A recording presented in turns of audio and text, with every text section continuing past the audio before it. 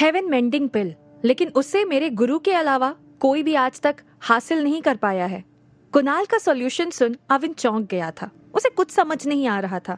उसने कुणाल को strange look दिया और उससे पूछा, हेवन मेंडिंग पिल वो क्या होती है? अविन अभी भी गहरी सोच में डूबा हुआ था। उसने फिर से पूछा, क्या ये कोई दवाई है? दवाई लेकर भी मार्शल आर्ट सीखा जा सकता है? कुणाल ने कहा, नहीं, कभी नहीं। मार्शल आर्ट सीखने के लिए इंसान की फिजिकल स्ट्रेंथ, उसकी मसल्स और बोन्स का स्ट्रांग होना जरूरी है। अविन अब और ज्यादा कंफ्यूज हो गया। उसने उसे फिर से पूछा, तो फिर ये हेवन मेंडिंग पिल है क्या? कुणाल जैसे कुछ याद करने लगा। उसकी आंखों में अचानक चमक सी आ गई। उसने अविन को बताया, ये उस समय की बात है जब मैं हिमाचल की वादियों में मार्शल आर्ट की ट्रेनिंग ले रहा था। मेरे ट्रेनर ने मुझे तब हेवन मेंडिंग पिल के बारे में बताया था। बहुत टाइम पहले की बात है, जब मेडिकल साइंस ज़्यादा डेवलप नहीं हुआ था और लोगों को इसके बारे में अवेयरनेस भी नहीं थी। अविन ने कुणाल को बीच में टोका, एक मिनट, तुम मुझे हेवन मेंडिंग पिल के बारे में बता रहे हो या कोई स्टोरी सुना रहे हो? कुणाल ने कहा, इसे स्टोरी ही समझ लो। उस टाइम हिमाचल के वेस्ट साउदर्न रीजन में हेवन मेंडिंग पिल मिलती थी। इस पिल को लेने से इंसान की मसल्स और बोन्स की स्ट्रेंथ बहुत ही तेजी से और बहुत ही कम टाइम में बढ़ जाती है। ये सुन अविन ने कैजुअली कहा, आजकल तो ऐसी बहुत सी मेडिसिन बड़ी ही आसानी से अवेलेबल है जो मसल्स पावर को बढ़ा देती है। हेवन मेंडिंग पिल में ऐसा क्या खास है? कुणाल ने अविन को स्माइल दी और बोला, ये पिल बहुत मैजिकल है और नेचुरल भी। इसे लेने के बाद इंसान की बॉडी और उसके माइंड में क्या इफेक्ट्स होते हैं इसका तो मुझे पता नहीं, लेकिन अब ये कहीं नहीं मिलती, हिमाचल की वादियों में भी नहीं। ये सुन अविन ने रिएक्ट किया, अच्छा कुणाल, तुमने तो ये सॉल्यूशन बताकर मुझे और ज्यादा कंफ्यूज कर दिया। कुणाल ने कहा, इसमें कंफ्यूज होने वाली कोई बात नहीं है, क्योंकि ये एक अफवाह है। ये कितनी सच है इसका पता किसी को भी नहीं है। अविन अब भी बहुत कंफ्यूज्ड था। उसे समझ नहीं आ रहा था कि कुणाल ये सब क्या बोल रहा है। तभी कुणाल ने आगे कहा, हेवन मेंडिंग पिल के बारे में ये रूमर भी है कि इसमें कोई अजीब सी फ्रेग्रेंस होती है और ये दिखने में एम्बर कलर की छोटी सी साइज की होती है। अविन ये सुन चौंक गया। उसने हैरानी से कहा, एम्बर कलर, स्पेशल फ्रेग्रेंस? मुझे ऐसा क्यों लग रहा है कि ऐसा कुछ मैंने पहले देखा है। कुणाल ने उसके चेहरे की एक्सप्रेशन नोटिस की और पूछा, what is wrong with you Avin? इतने में अविन सोफे से खड़ा हो गया और बोला, एक मिनट, मैं तुम्हें कुछ दिखाता हूँ।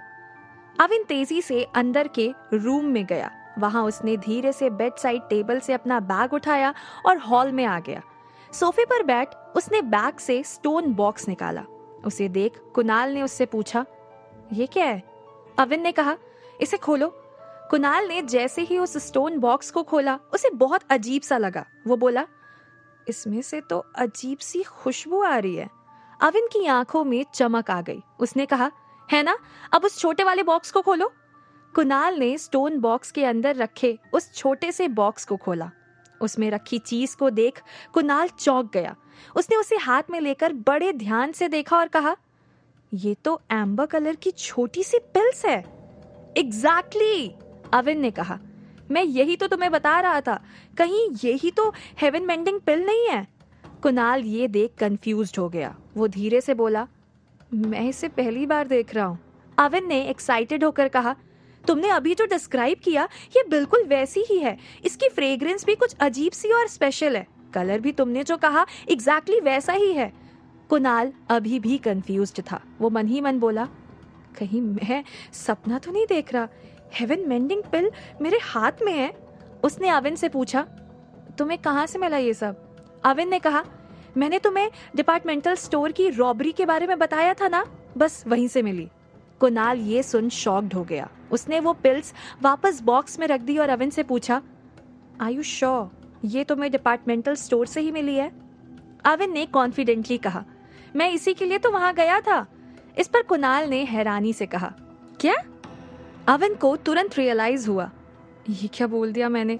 उसने बात को संभालते हुए कुणाल से कहा, उस स्टोर में रॉबर के पास से मुझे ये सब मिला। ये हेवन मेंडिंग पिल ही है ना? कुणाल ने उस बॉक्स को देखकर कहा, ये एग्जैक्टली वैसी ही है, लेकिन ये हेवन मेंडिंग पिल नहीं है। उसका जवाब सुन अविन ऊंची आवाज में बोला, ये कैसे हो सकता है? तुमने जैसा बताया था वैसे ही तो है। तुम इतना कॉन्फिडेंटली कैसे कह सकते हो कि ये वो नहीं है? कुणाल ने कहा, क्योंकि हेवन मेंडिंग पिल इतनी आसानी से किसी को नहीं मिलती। अविन ये सुन फ्रस्ट्रेट हो गया। What rubbish! मतलब तुम भी श्योर नहीं हो? तुम कैसे एक्सपर्ट हो यार? तुम्हें इतना भी नहीं पता है? कुणाल ने मुस्कुराते हुए उसे देखकर कहा, मैं मार्शल आर्ट का एक्सपर्ट हूँ अविन, मेडिकल साइंस का नहीं। अविन उसकी बात समझ तो रहा था पर वो इसे लेकर परेशान भी था। वो सिर पर हाथ रख बोला, तो फिर इसका पता किससे करूं? कौन बता पाएगा कि ये हेवन मेंडिंग पिल्स हैं भी या नहीं? वहीं उसे ऐसे देख कुणाल ने मन ही मन सोचा, अविन को कोई रास्ता नहीं बताया तो ये पूरी रात सोने नहीं देगा। उसने अविन से कहा, जिस रॉबर के बैग से तुम्हें ये मिली है उसी से जाकर पूछ लो। ये सुन अविन की आंखों में चमक आ गई। वो मन ही मन बोला, भावेश भंडारी से मुझे फिर से मिलना पड़ेगा। कोई नहीं, इंस्पेक्टर आरती रावत कब काम आएगी। उसने कुणाल से कहा, सही कहा, मैं भावेश भंडारी से ही इसके बारे में पता कर लूंगा। कुणाल बहुत कंफ्यूज्ड था। अविन ने उसे डिपार्टमेंटल स्टोर के रॉबरी इंसिडेंट के बारे में तो बताया था, लेकिन वॉलेट की विश वाली बात वो अभी भी उससे छिपा रहा था। उसने अविन से पूछा, भावेश भंडारी ये कौन है? अविन हंसते हुए बोला, डिपार्टमेंटल स्टोर में रॉबरी करने आया रॉबर। तुम अजीब हो यार। चलो अब सो जाए, 12 बजने को है, सुबह जल्दी भी उठना है। कुणाल जानता था अविन उसे ठीक से कुछ नहीं बताएगा, सो उसने आगे ज्यादा कुछ नहीं पूछा। अविन हंसते हुए बोला, स्कूल मुझे जाना है और सुबह की टेंशन तुम्हें हो रही है।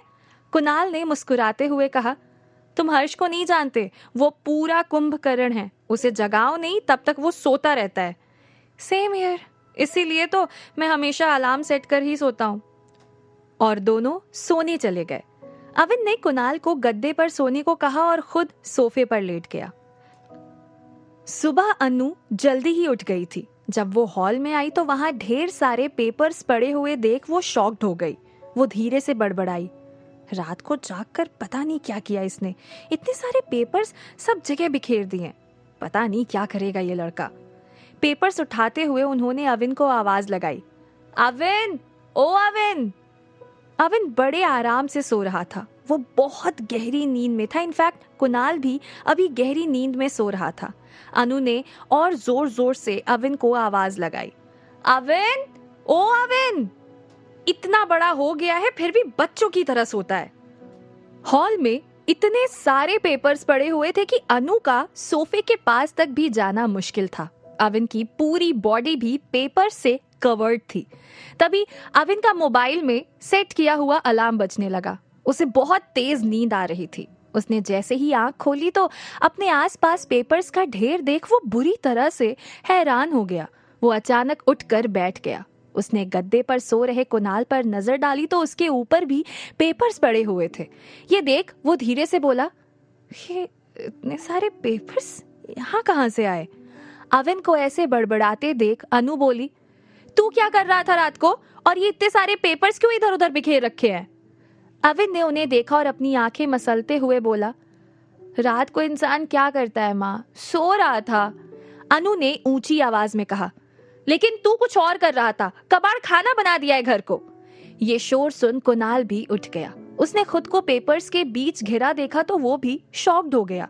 वो अविन की तरफ देखने लगा। अविन उसका इशारा समझ गया और बोला, मुझे नहीं पता यहाँ इतने सारे पेपर्स कहाँ से आए। उसने एक पेपर हाथ में लेकर ध्यान से देखा तो वो बुरी तरह से शॉक्ड हो गया। वो चिल्लाया, ये तो सॉल्व्ड एग्जाम पेपर्स है, ये यहाँ कैसे आए, वो भी इतने सारे। तभी उसे कुछ रियलाइज हुआ। वो मन ही मन बोला, लगता है ये सब रात को मेरी पॉकेट से निकले हैं। अचानक उसकी नजर उस पेपर पर लिखे नाम पर पड़ी, मिहिर चोपड़ा। वो फ्रस्ट्रेट होते हुए बड़बड़ाया, अब ये मिहिर चोपड़ा कौन है? लगता है ये सारे सॉल्व पेपर्स उसी के हैं, लेकिन ये है कौन? तभी अनु उस पर चिल्लाई, तूने पूरे घर को कबाड़ खाना बना रखा है, जल्दी से ये सब साफ कर और स्कूल जाने से पहले मुझे रेलवे स्टेशन छोड़ दे, मैं आज वापस जा रही हूँ। कुणाल ने अविन को रात को ही बता दिया था कि अनु वापस जाने की बात कर रही थी, इसीलिए उसे अनु की बात सुन कोई हैरानी नहीं हुई। उसने कैजुअली उनसे कहा, हाँ, कुणाल ने बताया था कि आप वापस जाना चाहती हैं, थोड़े दिन और रुक जाती तो अच्छा होता, लेकिन आप जाना ही चाहती हैं तो मैं आपको रुकने के लिए फोर्स नहीं करूंगा। ये सब सुन अनु को थोड़ा बुरा लगा, पर फिर भी नाराजगी जताते हुए बोली, मुझे इस डब्बे जैसे घर में अच्छा नहीं लगता, वैसे भी मेरी छुट्टियां भी पूरी हो गई हैं। ये सुनते ही अविन ने कहा, माँ अब आपको नौकरी की क्या जरूरत है, आप सब कुछ छोड़ यहीं आ जाओ, मैं बड़ा फ्लैट रेंट पर ले लूंगा। इस पर अनु ने कहा, तेरी शादी के बाद सब कुछ छोड़ तेरे पास आ जाऊंगी।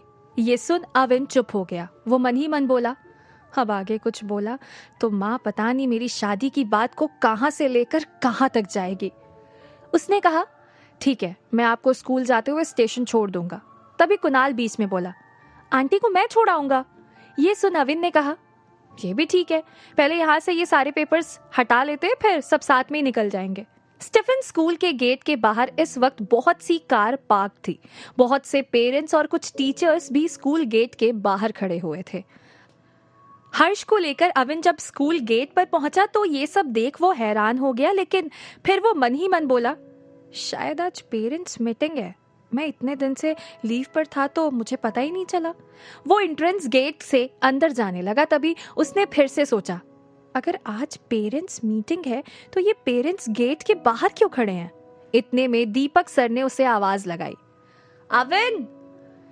अविन ने पीछे मुड़कर देखा तो दीपक सर गेट से उसकी तरफ ही आ रहे थे। उन्होंने अविन से पूछा, कहाँ थे इतने दिन और तुम अंदर कहाँ जा रहे हो। अविन उनका सवाल सुन एकदम हैरान हो गया। उसे कुछ समझ नहीं आ रहा था। उसने पूछा, मैं तो लीव पर था, आज आने में थोड़ा लेट हो गया हूँ। 9:14 से पहले पंच इन नहीं किया तो वो विनय एब्सेंट मार्क कर देगा। इस पर दीपक ने कहा, अच्छा इसीलिए तुम्हें कुछ पता नहीं है। एक्चुअली 9th स्टैंडर्ड को हैंडल करने वाले सभी टीचर्स ने मास रेजिग्नेशन दे दिया है।